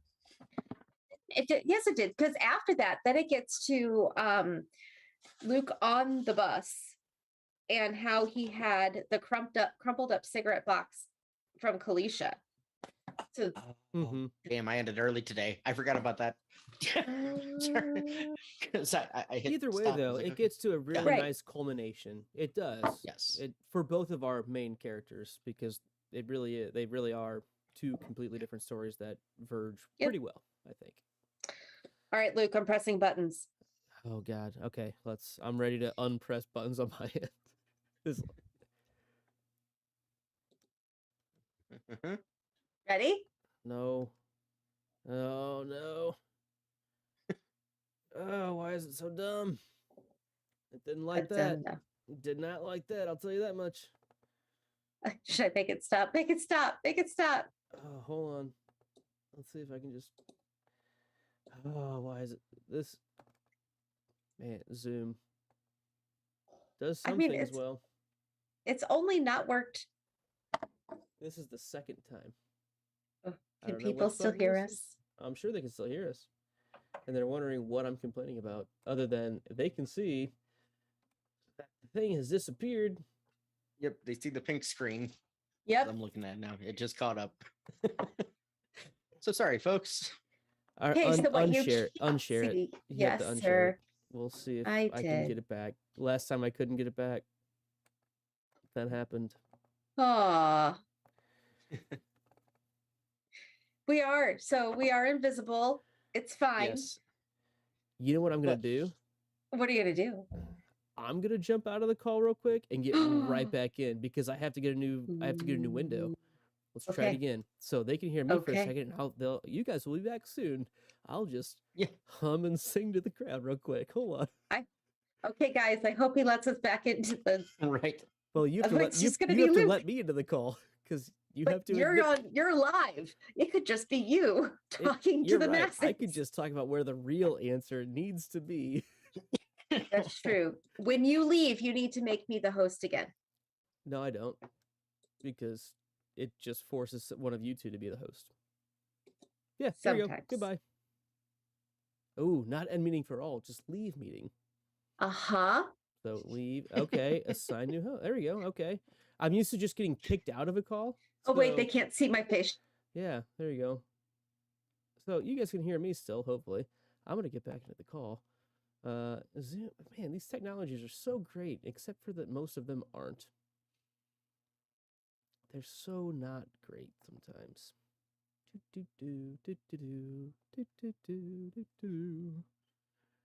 And join with computer audio, and you guys can maybe hear me now. Can you guys hear me again? I hear can ya. hear you. Yeah, okay, perfect. And let me. Oh, yep. Here we go. Okay, and our video is back.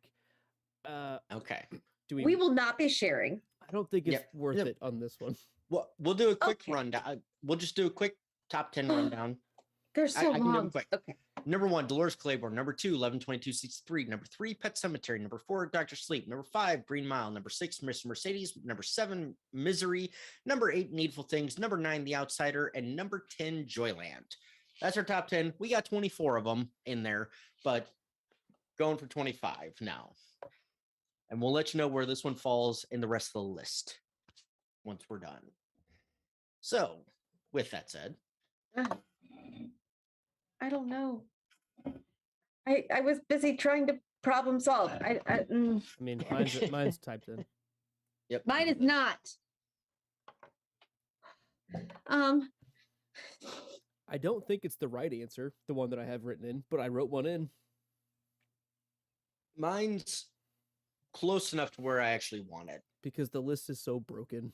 There's no right answer anymore. I actually put it to, because I was the one that did the homework properly and I did my own personal list. I put it in my personal list where I would put it. So we have a comment from our good friend Lauren that she still can't believe that Carrie is near the bottom. I wouldn't say it's near the bottom. It is heftily, easily the bottom. Like it's never been even not necessarily. From what we've talked about, it's never come close to coming off the bottom of the list in the conversations we've had. No, that's one of the few things we're like, yeah, that's good there. Nope, I've never said that. It sounds like it might adjust. But either way, everyone have their answers in.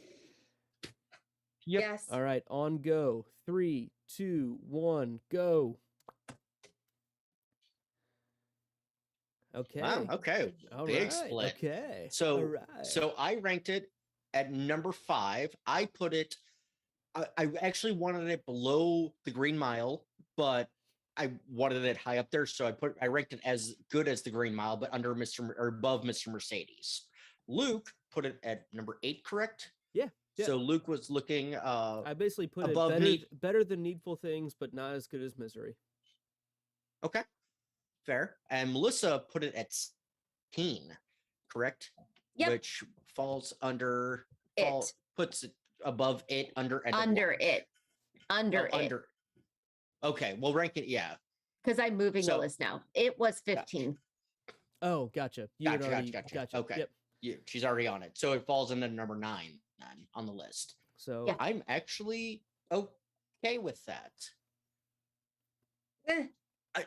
It's okay. Like I have at this point, I'm so immune to the list. The list is broken. We all know the list this. means nothing to me. So is that true? Nothing to me. Hopefully, we'll get some homework done and get a. I'm on a break from school, so I might actually. Yeah, but no big deal on it. But with it, the reason I ranked it so high is because I could see this is an enjoyable book. I would recommend this as a good introduction to King for middle schoolers. Like I could see putting this like a good 8th grader. Yeah, Layla, it'd be a good introduction, and to get him put him on it. I'd even say Firestarter, even though it's not as good. Like you put him into that realm, and the kid Stephen King, before they build up to the adult, let him do the kid stuff that he deals with, and he does kids well. That doesn't sound right. Anyway, I don't think it that way. Don't think it that way. No, I really can't disagree with you on that. I mean, I really do feel like this is a great, because I was gonna say this is a good introduction, just in its own thing without being tied into anything else. I don't know what Knows Things is doing. I thought it was me. I was like, oh great, my computer's acting up. Why he has that name on there. But anyway. That was from our... Anyway. No, I think this would be a good introduction. I was just thinking in general, but I think if you put it... I mean, how many times did I say Miss Peregrine's, or Benji, you brought up Hogwarts? Like, it really does fit a more dystopic version of that escapist reality thing. Yeah, if you liked Divergent or Hunger Games, yes, this is not a bad. It's intro to Stephen King for you. It's a little more. It's a Stephen King gritty version of those things. Yes. Yeah, but it's not adult. Stephen King does YA. Yeah, I mean, it's not. There's really, no super. I mean, there's I would say violence, but there's no overly some sexualized stuff. Things, not sexually, just graphically, than some of those like Thermometers. Yeah, there's just a handful of things. It's a little more intense on the torture. We don't care where we stick this. Another one that I wanted to point out was this is almost like what 11 went through on Stranger Things. That was like one, and going through it, that was what I meant to say, but just remember right now. Yeah. Anyway, I just thought Misery stood out as a singular book better, and always look for like the pairs in the list where I'm like, okay, I could put it between there, and I just Uh-huh. came between Needful Things and Misery. This is a more memorable book than Needful Things. Yes, I agree with that. overall, But Misery. See, and personally, I find stands Misery out. weight is lower ranked than it should be to me. So that's why I didn't fair. take it into account of our list. I don't know. I really love the top 7. I every single book there I feel like is a book that I would recommend to anybody interested in Stephen King. Any single one of those, I'd be like, that's besides Pet Cemetery. And I See, agree with you. The other Doctor ones, Sleep would be the one I wouldn't recommend. see, and I do like so Doctor Sleep, but it's way better than The Shining, no doubt about that. Agreed. I do agree with that. I just have to throw that in there just to piss I Melissa off. I know. I did not like The Shining very much, but either way, and I agree with where I'm guessing Melissa put it beneath it because it is not quite as good as it. Is that Fair. like the It's not. only? And like I will tell you, like I said, I feel much like the other adults in the story. I feel a bit desensitized at this point. We've read 24 straight books, right? That doesn't tend to be how we roll in our little company of podcasts. We tend to delve really deep, and we have been new book. Oh, book. Wait, And tell ya, so I'm a it's little difficult. It's been difficult.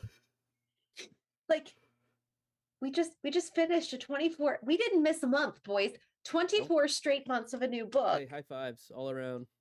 Nice work, everyone. Okay, sanitize. I just- Digital sanitization. Nice. Yeah, I really don't have an emotional connection to this book. That's my problem. It was a And I- good book. Yeah. I'm not emotionally connected to it. I'm not going back and thinking about it like I do with the Mr.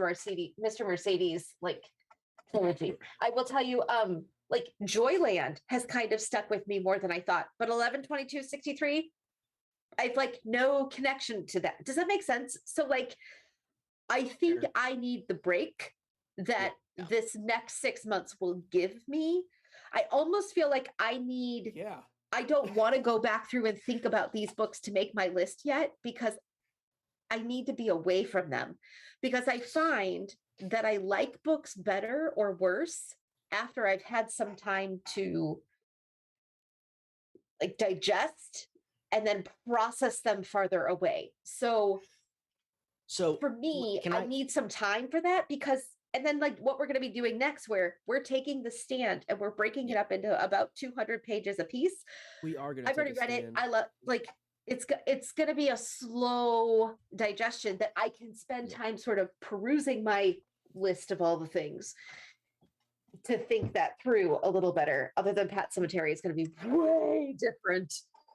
It will not be in the top half for sure. But I might have to revisit it. You know what I mean? Like, that's fair. I don't know. There's a couple like Cell. Like when you say Carrie's the absolute worst, I think you guys forget about Cell. I think you guys forget about A Girl Who Loved Tom. I Insomnia. liked A Girl Those Who two Loved stories? Tom I Gordon. think that one's drastically Uh, too low. Personally, No, say I there's also think- there's plenty I think way The Girl lower. Who Loved Just- Tom Gordon is way too low. I think I Cujo's like way that too book. low, but I know that I'm the only one on this whole group that enjoyed that book. Apparently, I need to one? revisit Cujo. I need Cujo? to revisit Cujo. Oh, I did not like Cujo. Abby hated Cujo it. That threw everything traumatized off, me.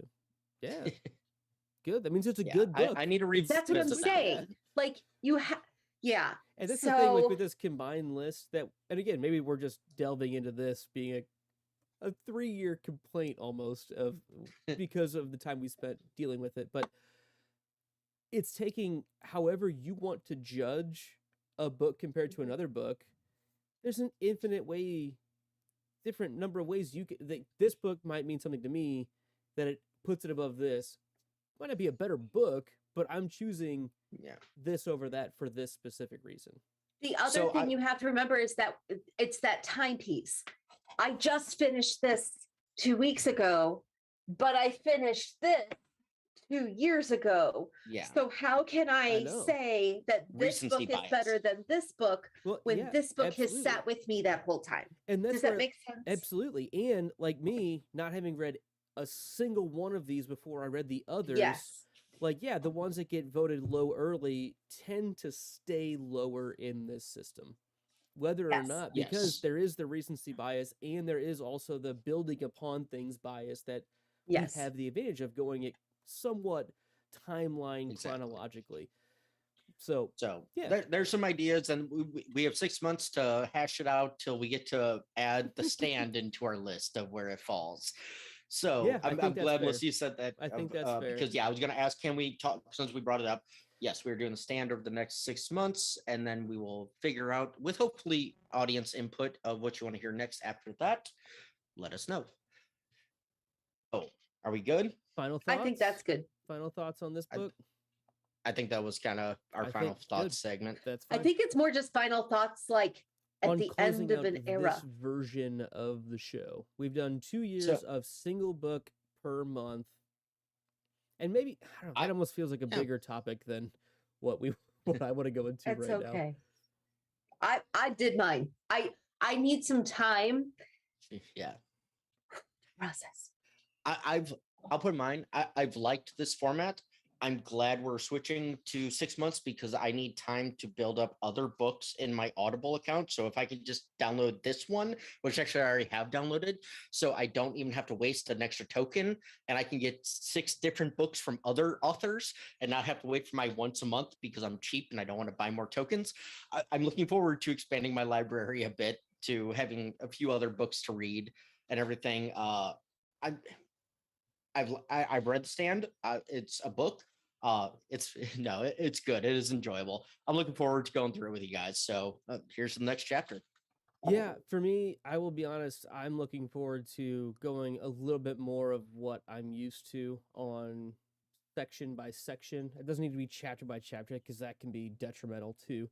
But it's difficult to, because even in this last book, almost 19 hours long, right? And there are so many things that I think we touched on, and I recommend that you read the book. I really do. Yes. Like most of these books, I feel like I'm doing it a disservice from what I think the book deserves of an analysis, a talking about this character in this situation type moment opportunity. But I think we did a good job of balancing that. Maybe we're used to long form or short form over tighter period of time. And yeah, it's just difficult sometimes to, at least for me, the way my brain works is parse things down for a 19-hour book into a 1.5. This is a bit of a longer episode, but a 2-hour discussion when you could have a scene that takes 30 seconds in audiobook or 20 pages, but it's like there's an hour and a half worth of discussion in that section sometimes. And that's, I think, what we're better off having this shortened format, but also we're missing the opportunity to talk about those things. So I'm excited to have a middle ground, hopefully, in the way we do The Stand. And it's also been cool to cover so much ground over so short of time that I built up my King catalog, my King grimoire, if you will. Like I have 25 books of knowledge that I can pull off of, as especially a specifically curated version that, hey, these are kind of the biggest ones in some kind of format that we all have a commonality to come from, at least. Mm-hmm. And it's not like, oh, Benji's read these other 10 books and Melissa's read these 15 other books that none of us know about. I think having this commonality goes a long way. So I'm excited for where we're going. All right. So, all right. With that said, make sure you're following us on social medias at Floats Down Here, and hit us up on Twitter and Instagram. Send us your Paul Stasny highlights to floatsdownhere@gmail.com. That joke was specifically for Luke. Paul Stasny highlights? The Stasny lights. The Paul Stasny Stasi lights. Stasi lights. What? I get it. I get it. Yeah, all right. Yeah. Anyway, It's that no one Robert swinging a miss. Wadlow glass, I'll tell you that. It's no Robert Wadlow. Nice. Oh, dude. Nice. All right. You can find all of our stuff about all of our shows at thepodcastthat.com. Make sure you subscribe and rate us on iTunes, and like us and subscribe on YouTube under Drawbridge Media. Hey, did you know that Yeah. you can become you? You you can And you. become and them. a patron of our little company here at patreon.com/stayimaginary. And this show really is produced. I mean, we are able to do this because people help us pay to keep the lights on, and the basically really just all of the behind the scenes stuff. It does cost money, and we appreciate you guys helping us out. And I mean, even $1, $2 goes a long way. It really does. And yeah, we appreciate it. Thank you very much. We'll be back next month, next year, which is great. Remember, the plan is always the second Monday of the month. That is the goal. It doesn't always happen, but that is the goal, the second Monday of the month. We are starting The Stand, the unabridged and uncut 1990 version, because that's the better version. We will be doing this over 6 months. So we're roughly cutting it into 6 200-page sections. It's already divided. If you're going to be reading along with us, we are actually going to start at the preface, and we will end with chapter 25 for January. Like So through 25? through the Finish end, chapter- it okay. specifically says preface and book 1 from page 1 to the end of chapter 25. There are multiple books within it too. So this is book 1, chapter 25, the end of that section. And I will say this, we will list out the breakdown on Instagram and Twitter. We will post those out to those at some point in the next month, so you can know where we're looking to get to month, so you can join along with us. And by we, he means Benji. Yes, when Melissa gives me Good. the breakdown.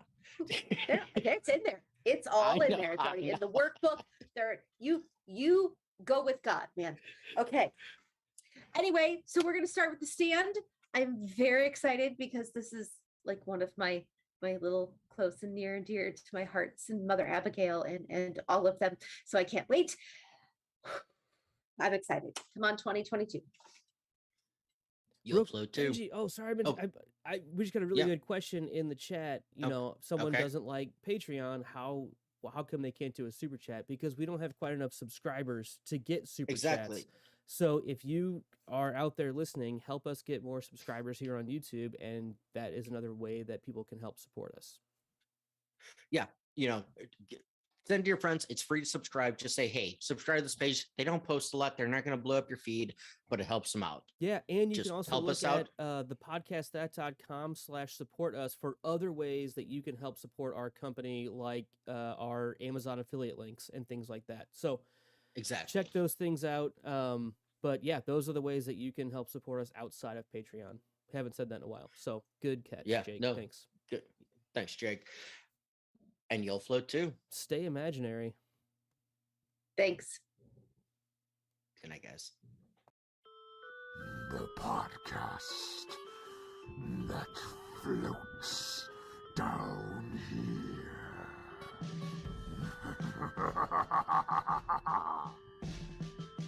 Hi, I'm Melissa, your Stephen King veteran. Hi, I'm Ben, the Stephen King and horror film fanboy. And hello, I'm Luke, your first time Stephen King reader.